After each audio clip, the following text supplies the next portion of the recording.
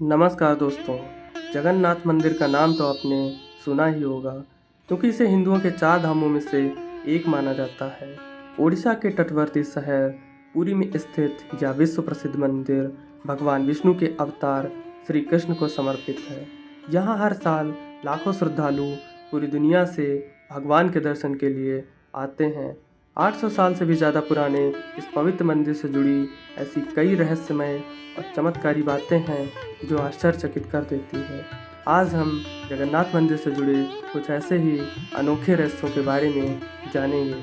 जगन्नाथ मंदिर का सबसे बड़ा रहस्य ये है कि इसके शिखर पर स्थित झंडा हमेशा हवा की विपरीत दिशा में लहराता है।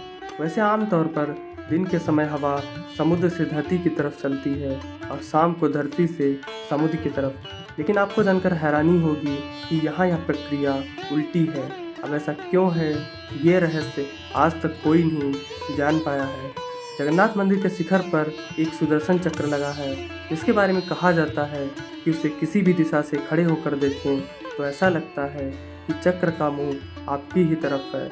इसी तरह एक और रहस्य ये है कि मंदिर के शिखर की छाया हमेशा अदृश्य ही रहती है, उसे ज़मीन पर कभी कोई नहीं देख पाता। कहते हैं कि मंदिर के अंदर समुद्र की लहरों की आवाज़ किसी को भी सुनाई नहीं देती है, जबकि समुद्र पास में ही है।